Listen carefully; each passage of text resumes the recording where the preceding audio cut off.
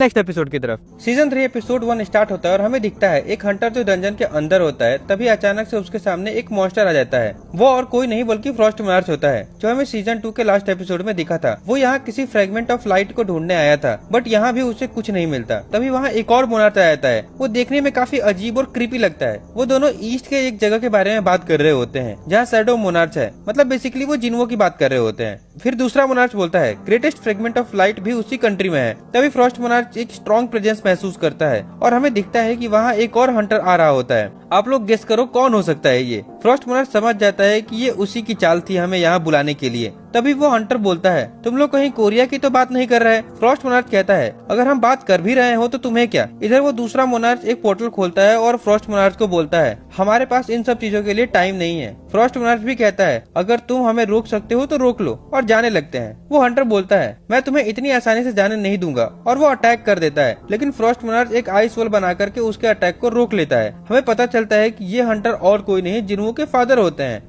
फिर scene shift होता है और हमें एक रेड गेट दिखाया जाता है जिसमें जिन्वो गया था। वहाँ अब उसका सामना डंजन के बॉस से होता है। बॉस काफी गुस्से में होता है और बोलता है तुमने अब तक बहुत अच्छा फाइट किया और जिंदा भी हो, बट अब तुम चारों तरफ से घिर चुके हो। इस जंगल में चारों तरफ मेरी आर्मी पहले से ही छिपकर बैठी है। फिर वो अपने आर्मी को आवाज लगाता है, बट बहुत देर तक वहाँ कोई नहीं आता। जिन्वो स्माइल करता है और अपनी शैडो आर्मी को बाहर आने के लिए कहता है, और हमें दिखाई देता है कि जिन्वो की शैडो सोल्जर्स ऑलरेडी सब मॉन्स्टर को मार चुके थे और वो लोग उनकी डेड बॉडीज लेकर के बाहर आ जाते हैं। ये देख करके बॉस और भी ज्यादा गुस्सा हो जाता है। फिर वो अपने बचे हुए मॉन्स्टर को अटैक करने के लिए बोलता है, लेकिन इधर जिन्वो भी अपने शैडो सोल्जर को भेज देता है। जिन्वो के शैडो सोल्जर आसानी से सारे मॉन्स्टर को मार देते हैं। अब सिर्फ बॉस बचता है। वो ये सब देख करके गुस्सा हो जाता है और जिन्वो की तरफ अटैक करने के लिए आगे बढ़ता है। लेकिन तभी टस्क अपने ग्रेविटेशन मैजिक का यूज करके उसे जमीन पे पटक देता है। फिर जिन्वो बॉस के पास जाता है और कहता है मेरे सवालों का सही जवाब दो तो शायद तुम्हें कम दर्द होगा। लेकिन बॉस कुछ बोलने से पहले ही मर जाता है। जिन्वो समझ जाता है कि सिस्टम फिर से इंटरफेरेंस कर रहा है। तभी उसे याद आता है डीमन कैसल क्लियर करने के बाद उसे एक की मिली थी जो सिर्फ लेवल 100 होने के बाद ही यूज हो सकती थी।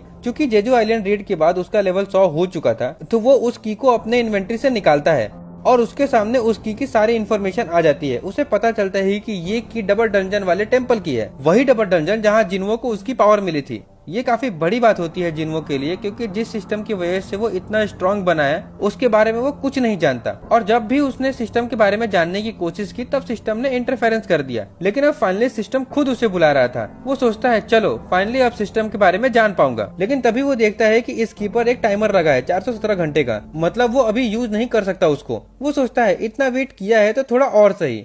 फिर सीन शिफ्ट होता है और हमें दिखता है कि जिन्हो काफी गुस्से में है, क्योंकि जिन्हो के हेटर्स ऑनलाइन हेट फैला रहे होते हैं। वो उन सबको